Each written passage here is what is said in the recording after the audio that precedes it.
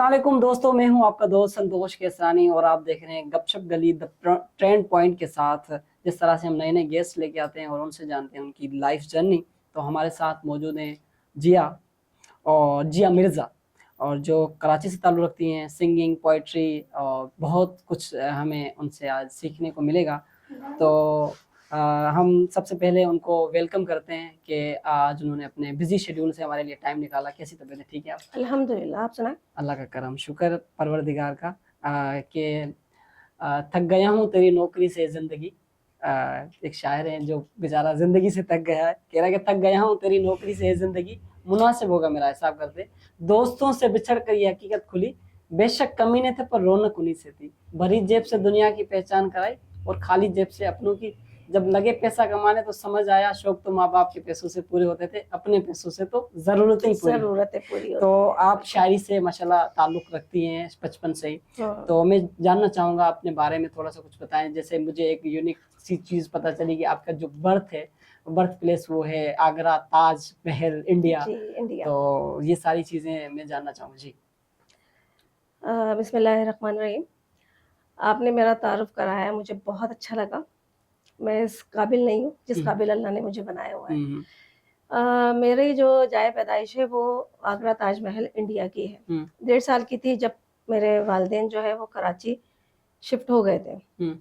अल्लाह का शुक्र है, अब जो है मैं सिर्फ मुहिब्बे वतन पाकिस्तान हूँ, सिर्फ। और इसके अलावा पोइट्री करती हूँ। 7 क्लास से स्टार्ट थी। अच्छा, मेरे अंदर ये क्वालिटी ये है कि अगर कोई मुझे एक मौजू देता है और मौजू दे या यूँ कहें कि एक वर्ड होता है, जैसे मौसम है, ज़िंदगी है, मोहब्बत है, तो उसमें 15 मिनट में मैं आपको गज़ल लिख के दिखा दूँ। और इसके अलावा मैं जो है वो कुकिंग करती हूँ, ड्रेस डिज़ाइनर हूँ, ब्यूटिशियन हूँ, एंकरी की है मैंने रॉयल न्यूज़ में। जो यहाँ का नहीं है, कराची का नहीं है सही, लेकिन वो कुछ वजूहात की बिना पर मैंने छोड़ दी थी, खुद से छोड़ी थी। अच्छा, बस ये छोटा सा तारुफ है मेरा। वाह ज़बरदस्त। बिल्कुल, जिस तरह से आपने बताया ड्रेसिंग है और उसके साथ पोइट्री है, सिंगिंग भी माशाल्लाह। पोइट्री जो है वो समझने के बाय बर्थ एक चीज़ें आ जाती है, गॉड गिफ्टेड सिंगिंग भी इस तरह से। तो हम चाहते हैं कि पोइट्री के तड़के से हम अपना पॉडकास्ट स्टार्ट करें कि आपकी पसंदीदा शायर जो शायरी जो आपको लगता है कि मैंने अपना 100 to 10% इस पे दिया है, तो हम उसकी आगाज़ करें। देखिए, इंसान कभी भी अपने बारे में बुरा नहीं चाहता, ना सोचता है। सही, सही। तो मैं तो ये चाहूंगी और ये सोचूंगी कि मैंने जो भी लिखा है बेहतरीन लिखा है। बिल्कुल। तो किसी ने मुझसे सवाल किया कि आप जिंदगी को किस पॉइंट ऑफ व्यू से सोचती हैं, या जिंदगी क्या है, या जिंदगी क्या है। सही। तो उसका जवाब दिया आपने शायरी में। मैंने ये जवाब दिया सुनना चाहेंगे कि बचपन, जवानी और बुढ़ापा, बचपन, जवानी और बुढ़ापा, 4 कांधे और सिर्फ जनाजा। वाह, ये आपका एक छोटा सा है। बिल्कुल लगती है हमें बहुत बड़ी दुनिया, उसकी जिंदगी। वैसे अगर हम इस तरह से थोड़ा सा सवाल करते हैं, शायरी को छोड़ के थोड़ा सा डीप जानना चाहेंगे कि जिंदगी को किस तरह से आप देखती हैं। देखा जाए कि जो गुनाह करते हैं वो भी मरते हैं, जो सवाब करते हैं वो भी मरते हैं, वो भी कब्र में जाते हैं, वो भी कब्र में जाते हैं। फिर ये जो डिफरेंस है वो किस बात का है, क्या है सारा सीन? ये इस बात का है कि मैं आगे और तू पीछे। अच्छा, बस मैं आगे जाना चाहता हूँ, मैं मुझसे आगे कोई ना जाए। अच्छा, और जितना आगे जाओगे उतना कब्र आपके नजदीक आती जाएगी। अच्छा, बिल्कुल ऐसा ही है। जिंदगी को बस यही है कि जितनी भी आप मेहनत कर ले। मैं काफी जब तन्हा होती हूँ तो मैं ये सोचती हूँ कि जिंदगी क्या है। कभी कभी मैं सोचती हूँ कि इतनी भाग दौड़, इतना जो है पैशन हम दिखा रहे हैं, इतनी दौलत, इतना सब कुछ, लेकिन एंड क्या होता है हमारा? कब्र, मिट्टी। बस ये जिंदगी है।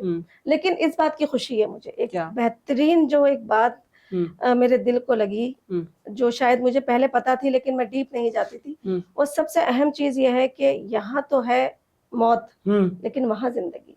अच्छा, एक मूवी है आनंद नाम की, 2000 काफी पुरानी है। अमिताभ बच्चन जब स्टार्टिंग कर रहे थे तब इस मूवी को बनाया गया था। और उस मूवी में अमिताभ बच्चन जो डॉक्टर थे और एक पेशेंट था, और उस पेशेंट को ये बताया जाता है कि आप 6 महीने में आपकी डेथ हो जाएगी। लेकिन उस मूवी से ये जो भी आपने बात की, इस पर ये टॉपिक शुरू होता है कि उसने ये बताया कि मौत जो है ना, मौत वो एक लम्हा है। मौत एक लम्हा है जिंदगी इतनी बड़ी है, तो एक लम्हे के लिए हम अपनी जिंदगी को गवा दें? मैं ये चाहती हूँ कि जब तक अल्लाह ने जिंदगी दी है ना, सहूलतें उठाई जाए, बिल्कुल। क्योंकि अल्लाह ने ये फरमाया कि दुनिया जो है मैं आपको गिफ्ट कर रहा हूँ और 2 रास्ते दे रहा हूँ, सही। एक जन्नत की तरफ जाएगा, एक दोज़ख की तरफ जाएगा। अब आप चूज आपको करना है है कि आप जन्नत की तरफ जाना चाहते हैं या दोज़ख की तरफ, क्योंकि खुला मैदान आपको दे दिया, गुनाह भी दे दिए, सवाब भी दे दिया, सब कुछ दे दिया। सही कह रही हैं आप। तो ये हम कहते हैं ना कि अल्लाह ने नसीब ऐसा लिखा, अल्लाह ने नहीं, अल्लाह ने दुनिया बनाई है, इंसान बनाए हैं, लेकिन नसीब हमें खुद तय करना है। सही कह रही है जिया मिर्जा जी, जिस तरह से मौत और बरहक है, मौत बरकत है, लेकिन मौत और बर्थ ये दोनों चीजें वी हैव नो एक्सेस, हमारे पास एक्सेस नहीं है कि आप कब पैदा हो सकती हैं, किस घर में पैदा हो सकती है, किस मजहब में, किस कम्युनिटी में, किस कंट्री में, यू हैव नो एक्सेस। लेकिन अकल दी है, यू हैव नो एक्सेस कि आप किस जगह पे हमारा जो एंड होगा, तो उसके बीच में जो होता है डिस्टेंस दिस कॉल्ड लाइफ।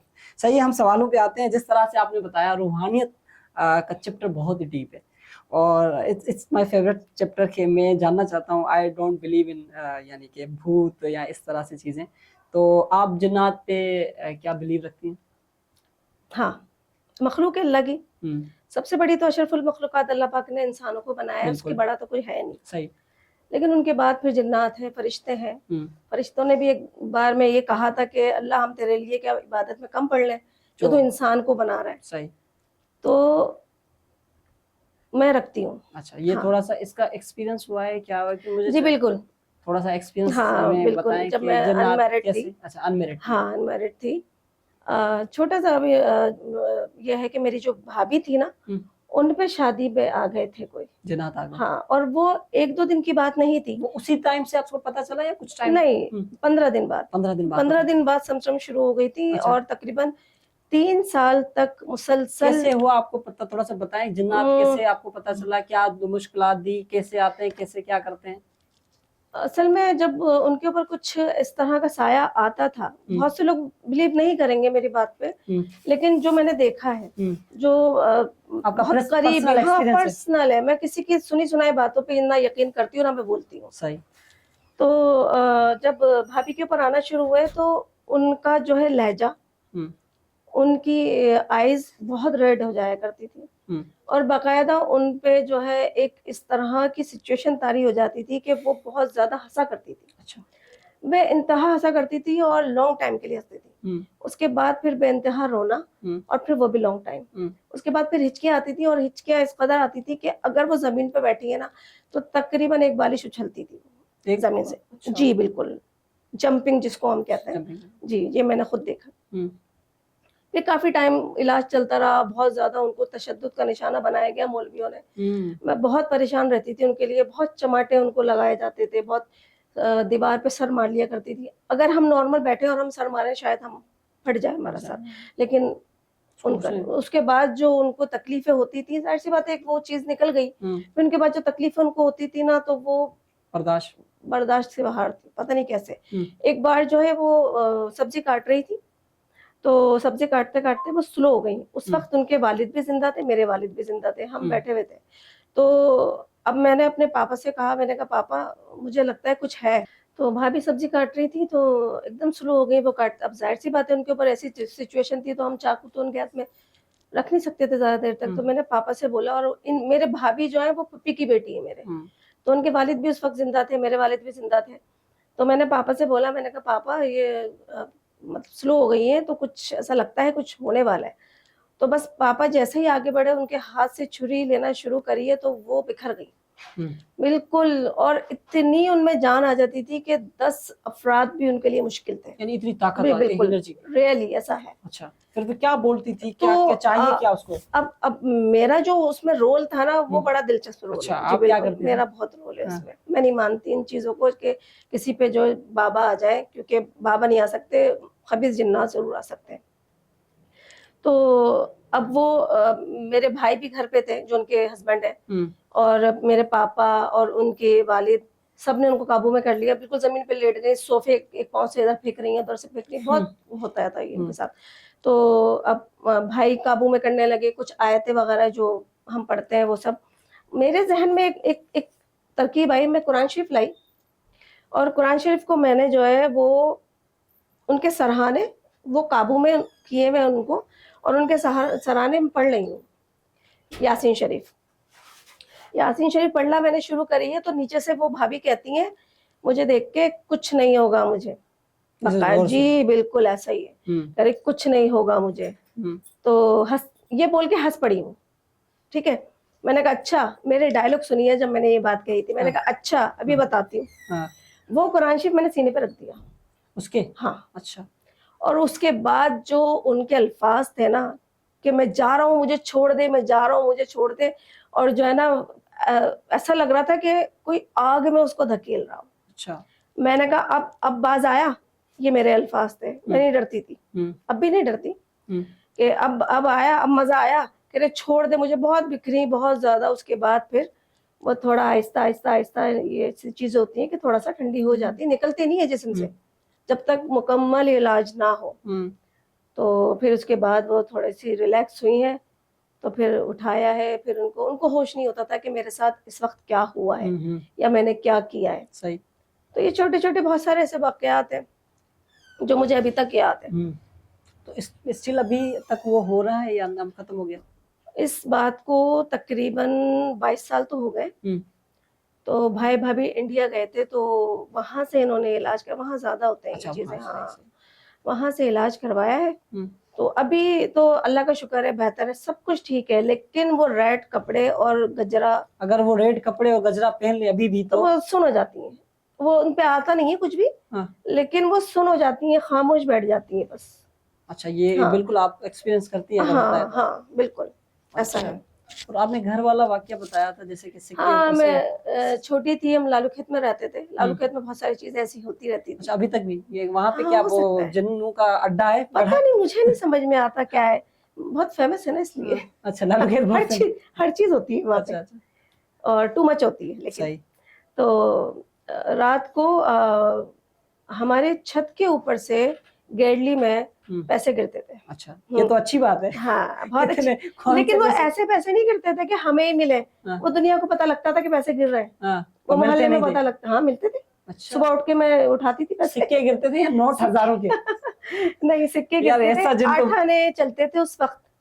8 आने चलते थे उस वक्त। मिर्जा जी, ऐसा जिन तो मुझे भी दो जो पैसे गिराता। मैं खुद तलाश कर रही हूँ, बिल्कुल तलाश कर रही हूँ। मुझे भी कुछ आपके घर पे पैसे जो गिरते थे वो 1000 के नोट या? नहीं, 8 आने पहले चलते थे, और ऐसा बकायदा। ये तो लगता है कि कंजूस कोई जिन है। नहीं, हमने चीखा ना, चीखने के बाद हो सकता है फिर नोट भी गिराना शुरू कर देता। आपने थोड़ी भाग गया वो डर के, जल्दबाजी कर ली। जल्दबाजी। हम लोगों को तो खैर मजा आ रहा था, बच्चे थे हम, लेकिन अम्मी लोग देसी थी, बस उन्होंने चीखना, कौन है कौन है कौन है करके। वो बोलते हैं भाई अब तो कौन है हो गया, अब दूसरा ठिकाना पकड़ लो। सही। चले गए फिर वो, फिर नहीं मिले हमें। मुझे सही सही, जबरदस्त। तो जैसे आपने बताया जिन्नात वगैरह सारी चीजें, ये इसके थोड़ा सा आपने फिर ज्यादा इसको समझने की कोशिश की, हकीकत में ये जो हो रहा है? मैं पढ़ती बहुत हूँ। अच्छा। हर चीज, कोई भी हो ना, बाहर की भी हो, पाकिस्तान की भी हो, फेसबुक पे जितनी रूहानियत के बारे में कुछ पढ़ा? बता तो रही हूँ कि मुझे जहाँ तक इल्म है कि जिन्नात की कैटेगरी अल्लाह ने बनाई है। और वो है, मैंने सुना है इनकी शादी भी होती है, इनका एक मोहल्ला होता है, इनके बच्चे होते हैं, इनकी सारी चीजें होती हैं। एक चुटकुला आपको सुनाती हूँ इन्हीं की चीजों का। मेरे पापा ने सुनाया था, अल्लाह उनको जन्नत नसीब अता फरमाए। एक मौलवी साहब बैठे थे बच्चों को लेकर, ठीक है। तो एक वो जो उसका जो हवा का गोला आता है ना उसको, तो वो हवा का गोला आया, मौलवी साहब ने ना एक पर्ची पे कुछ लिखा और हवा के गोले के अंदर यूं फेंक दिया। तो वहां से मिठाइयाँ और फल फ्रूट खाने सब आए, और वो खूब खाए इन लोगों ने। अब बच्चे कहने लगे कि ये तो भाई बड़े मजे की बात है, जब भी कोई हवा का गोला आएगा तो हम जरूर ये काम करेंगे। अब उनको नहीं, अच्छा उनसे पूछा कि भाई क्या हुआ, तो उन्होंने बोला मैंने मुबारकबाद दी थी। सही, अब किसकी मुबारकबाद क्या उनको नहीं पता। अब बहुत टाइम बाद फिर कोई शागिर्द उनका जा रहा था, तो रास्ते में जो है वही गोला उनको नजर आया जैसे हवा के साथ होते हैं बहुत बहुत सारा। तो उन्होंने भी मुबारकबाद की एक चिट्ठी टाइप की फेंकी। तो वहां पे उनको बहुत पिटाई लगी। अच्छा। हाँ, उनको पटक पटक के पीटा, पटक पटक के। अननोन पर्सन, मतलब कोई जानता ही नहीं कौन है, हवा में पटक रहा है और गिर रहा है। भाई क्या हुआ? तो मौलवी साहब के पास गया कि भाई ये इस तरह आपने तो किया था, तो वहां से तो खाने और बहुत सारे फ्रूट और मिठाइयाँ आई थी, इधर क्या? बोले उस वक्त उस जिन्नात की शादी थी और अब मैयत हुई हुई है। तो हाँ, पता नहीं कब शादी होती है कब मैयत होती है, ये जिन्नात तो का सियाने ही जानते। अल्लाह ही जाने भाई।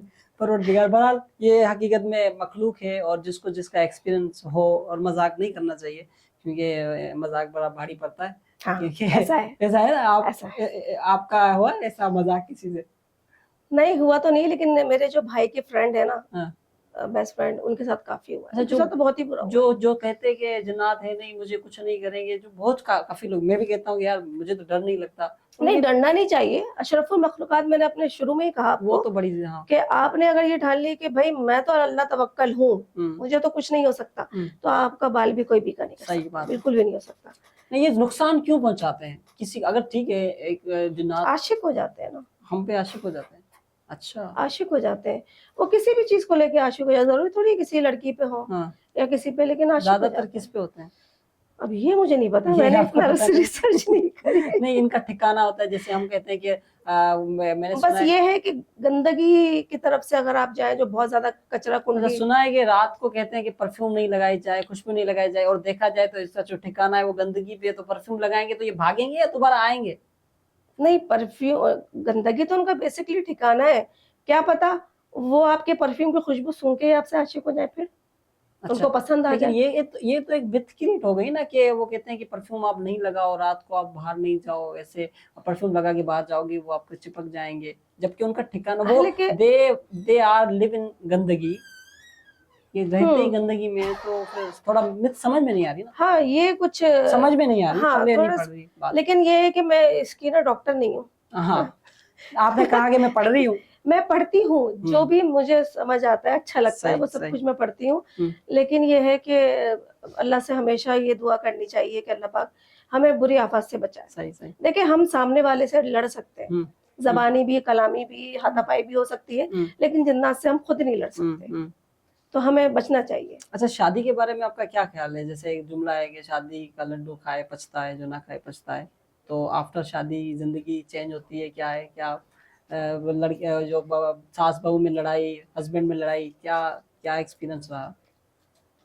लड़ाई तो हमारे यहाँ नहीं हुई, क्योंकि मैं खुद इतनी खुश मिजाज हूँ कि मेरे घर में कभी लड़ाई नहीं हुई। सही। कभी भी ना नंदों में, ना सास में, हस्बैंड से भी बिल्कुल कुछ भी नहीं, अल्लाह का शुक्र है। लड़ाई से पहले कुछ पूछा था, शादी पूछा था आपने? शादी देखे जरूरत है। अच्छा, शादी के बगैर नहीं रह मैं आपको एक चीज बताती हूँ। देखिए, जो शरीके हयात होता है ना, तो वो एक उम्र आती है कि फिर हमें जरूरत पड़ती है किसी की साथी की। बच्चे अपनी लाइफ में मगन हो जाते हैं, बेटी अपने ससुराल में, बेटा अपनी लाइफ में, लेकिन शरीके हयात का होना, चाहे जो भी उम्र हो, उसमें जरूरी है। वरना अगर आप तन्हा रह गए तो आप जल्दी खत्म हो गए। सही सही, मेरा ये ख्याल। सही। और ये सारी बातें, भूत भूत की बातों में हम दोबारा कोशिश करेंगे कि एक प्यारी सी आपकी कोई गजल या कोई शायरी सुनना चाहेंगे जी।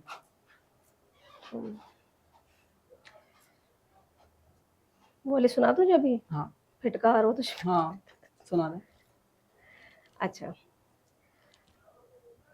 तुझ पे फिटकार तेरे वजूद से बदबू आए, तुझ पे फिटकार तेरे वजूद से बदबू आए, जब जब तू मुझे छोड़ के किसी और को मुंह लगाए। वाह वाह वाह, बड़ा दुख है आपके आवाज में, आपकी शायरी में, माशाल्लाह, दुख दूर हो जाए। जज़ाकल्लाह। अल्लाह ताला खुश रखे आपको। सही सही। आमीन, आमीन। और देखा जाए कि जिंदगी जो है ना, किसी ने कहा है अपने तरीकों से चलती रहती है, औरों के सहारे तो जनाजा उठा करते हैं।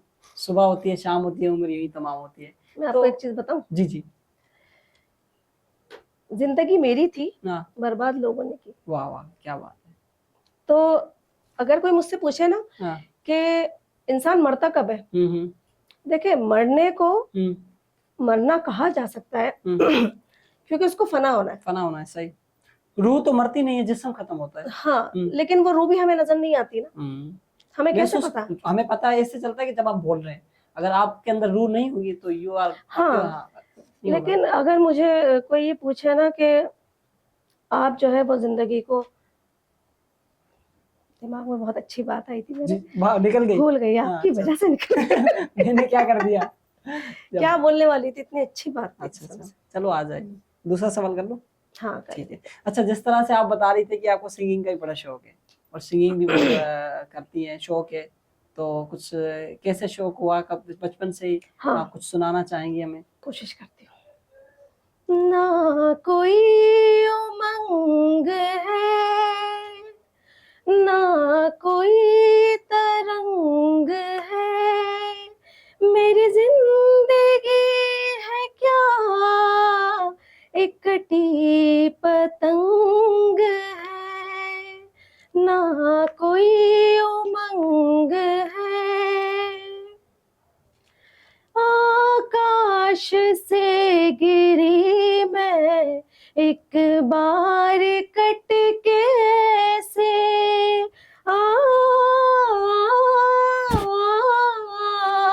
आकाश से गिरी मैं एक बार कट के से, लोगों ने फिर ना पूछो, लोगों ने फिर ना पूछो, लूटा है मुझको कैसे, यही मेरा रंग है, यही मेरा रूप वाह, है। क्या बात है, क्या बात है, जबरदस्त। अच्छा, मुझे ये औरतों के लिए गाया था मैंने, औरतों के लिए गाया था, सही, अपने लिए नहीं गाया था। सही। आपने एक गजल लिखी है और जी अभी अभी आपने जो मुझे बताया, तो सुनाएं। जी शुक्रिया।